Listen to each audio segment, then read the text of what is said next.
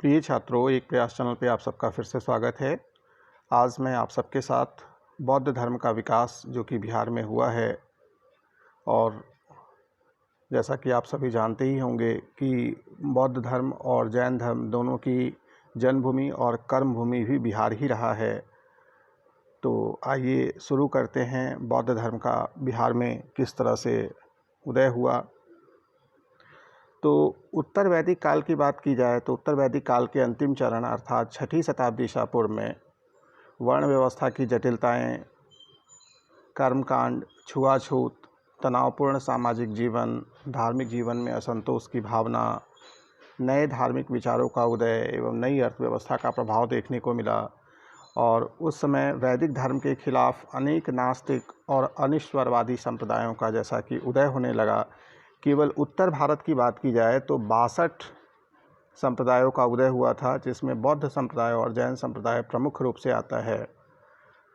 तो आइए शुरू करते हैं पहले बौद्ध धर्म को, फिर हम लोग जैन धर्म को देखेंगे। तो बौद्ध धर्म की बात की जाए तो गौतम बुद्ध इसके संस्थापक थे। इनके पिता जो थे वो शाक्य कुल के क्षत्रिय राजा सुयोधन थे और माता कोलिय वंश की महामाया देवी थी। इनके बचपन का नाम सिद्धार्थ था। जन्म 563 ईसा पूर्व में हुआ था और मृत्यु 483 ईसा पूर्व में हुआ था। कालदेवल उस समय एक भविष्यवक्ता हुआ करते थे। उन्होंने इन्हें बचपन में ही कह दिया था इनको देखकर कि यह व्यक्ति बड़ा होकर सन्यासी बनेगा। इनकी विवाह 16 वर्ष की आयु में यशोधरा के साथ हुआ तथा इन्हें पुत्र रत्न की प्राप्ति 29 वर्ष की अवस्था में हुई, जिसका नाम इन्होंने राहुल रखा। इन्होंने एक बार 4 चीज़ों को देखा, जिसके बाद इनके विचार बदल गए, जिसमें इन्होंने एक वृद्ध व्यक्ति, एक रोगी व्यक्ति, एक मृत व्यक्ति और एक सन्यासी को देखा।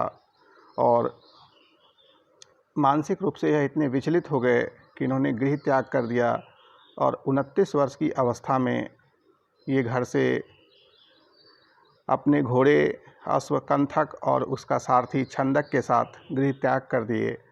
और इतिहास में यह घटना महाभिनिष्क्रमण के नाम से जानी जाती है। बुद्ध का जन्म, मृत्यु तथा ज्ञान प्राप्ति, ये 3 चीज़ें वैशाख पूर्णिमा को हुआ था, जिस कारण बौद्ध धर्म में बुद्ध पूर्णिमा का बहुत बड़ा महत्व है। गृह त्याग की बात की जाए तो यह आषाढ़ पूर्णिमा को इन्होंने किया था। संन्यास धारण इन्होंने अनुविद नामक स्थान पर अनुमा नदी के किनारे किया था। ये जब ज्ञान की तलाश में निकले थे तो 2 लोगों से मिले। पहला एक उस समय के सांख्य दर्शन के बहुत बड़े विद्वान हुआ करते थे, वैशाली में अलार कलाम, तथा राजगृह में रुद्रक राम पुत्र से भी ये मिले। लेकिन इन दोनों से जो वह ज्ञान प्राप्त करना चाहते थे उसमें असंतुष्ट रहे और फिर गया के पास बोध गया में उड़वेला वन में अपने 5 साथियों के साथ तपस्या प्रारंभ कर दिए, जिसमें इनके जो 5 साथी थे उनका नाम था कौंडिल्य, अज, असिग, वप्पा एवं भदिया। फिर वहाँ भी उन्हें ज्ञान नहीं मिला और धीरे धीरे करके सभी साथी इन्हें छोड़कर चले गए।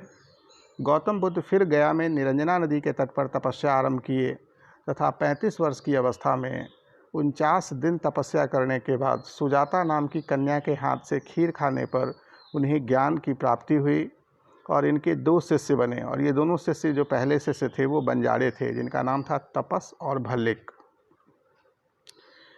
इन्होंने अपने जीवन में सबसे ज़्यादा उपदेश श्रावस्ती में दिया। बुद्ध का अंतिम वाक्य था अपदीपो भव। बौद्ध धर्म एक अनिश्वरवादी धर्म है जो कि पुनर्जन्म में विश्वास तो करता है लेकिन आत्मा को नहीं मानता है। यह कर्म को मानता है तथा मध्यम मार्गी धर्म को अपनाता है। बुद्ध धर्म में 3 पीटक बहुत ही महत्वपूर्ण हैं। एक सुक्त पीटक है, एक विनय पीटक है और एक अभिधम्म पीटक है। सुक्त पीटक की बात की जाए तो गौतम बुद्ध के शिक्षा एवं धर्मोपदेश उसमें संकलित हैं। विनय पीटक की बात की जाए तो बौद्ध धर्म के नियम इसमें बताए गए हैं। और अभिधम्म पीटक की बात की जाए तो बौद्ध धर्म की दार्शनिक व्यवस्थाओं के बारे में इसमें बताया गया है। बौद्ध धर्म में ही एक पुस्तक है ललित विस्तार, जो कि लाइट हाउस ऑफ एशिया के नाम से जाना जाता है। इसके लेखक वसुमित्र हैं। आगे चलकर बौद्ध धर्म दो भाग में विभक्त हो गया। एक भाग जो बौद्ध को मानव मात्र मानते थे, दूसरा भगवान मानने लगे। तो इस तरह से दो, एक तो हीनयान जो कि अस्थाविर कहलाया, बुद्ध के शुद्ध धार्मिक सिद्धांत में विश्वास करता है तथा यह 4 आर्य सत्य, अष्टांगिक मार्ग, 10 शील को फॉलो करता है। हीनयान मूर्ति पूजा का विरोध करता है तथा बुद्ध को मानव माना जाता है इसमें, हीनयान में।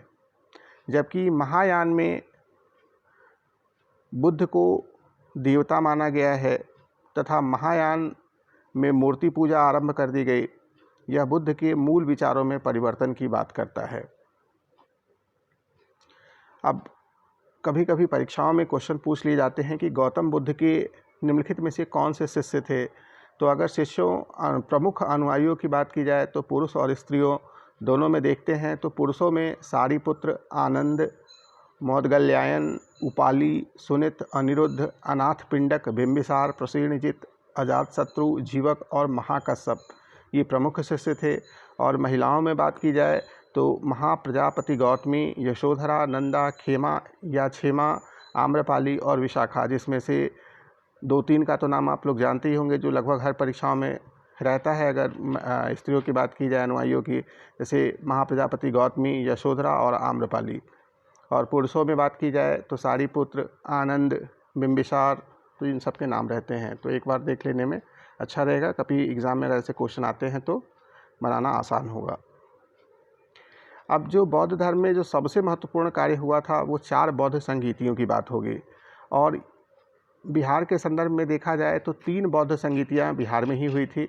एक तो जो सबसे पहला 483 ईसा पूर्व में हुआ था, जो कि बुद्ध की मृत्यु के बाद, तो राजगृह की सप्तपर्णी गुफा में, जिसके अध्यक्ष महाकश्यप थे तथा शासक उस समय अजातशत्रु हुआ करते थे। उस समय जो इस संगीति में जो महत्वपूर्ण कार्य हुआ वह सूत्र पिटक और विनय पिटक का संकलन हुआ। मीन्स बुद्ध की शिक्षाओं का तथा बुद्ध के द्वारा जो नियम बताए गए थे उनका संकलन इसमें किया गया। दूसरी संगीति ठीक 100 वर्ष बाद 383 ईसा पूर्व में हुई थी और यह स्थान था वैशाली। और इसके अध्यक्ष सर्वकामी या सभाकामी के नाम से जाने जाते हैं। शासक कालाशोक थे उस समय। तथा इस समय बौद्ध धर्म 2 भागों में विभक्त हुआ, एक अस्थाविर और दूसरा महासंघिक। फिर तीसरे बौद्ध संगीति की बात की जाए तो यह भी पाटलिपुत्र में ही हुआ था और यह 249 ईसा पूर्व में हुआ था तथा इसके अध्यक्ष मोंगलीपुत्र तिष्य थे। शासक उस समय अशोक हुआ करते थे और इस समय तीसरे पिटक अभिधम्म पिटक का संकलन हुआ। चौथे बौद्ध संगीति की बात की जाए तो 95 ईस्वी में, अभी तक जो भी हो रहे थे सब ईसा पूर्व में हो रहे थे, चौथी 95 ईस्वी में हुआ कश्मीर के कुंडलवन में। और इस समय जो अध्यक्ष थे वो वसुमित्र थे और उपाध्यक्ष अश्वघोष थे। कनिष्क का शासनकाल था तथा बौद्ध धर्म का विभाजन 2 भागों में हुआ, एक हीनयान और दूसरा महायान में। तो इस तरह से यह कुछ महत्वपूर्ण तथ्य थे बौद्ध धर्म से संबंधित जो मैंने आप सबके साथ डिस्कस किया। अगर यह वीडियो आपको पसंद आया हो तो कृपया अपने दोस्तों के साथ इसे ज़रूर शेयर करें तथा उन्हें बताएं।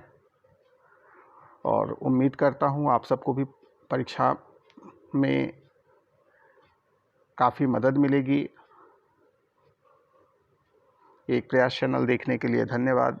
अगर यह वीडियो आपको पसंद आया हो तो कृपया कर लाइक और सब्सक्राइब ज़रूर करें और चैनल को सब्सक्राइब कर लें ताकि आने वाली वीडियोज़ की इन्फॉर्मेशन आपको मिलती रहे।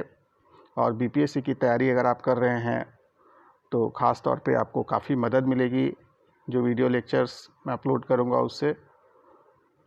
एक प्रयास चैनल देखने के लिए धन्यवाद।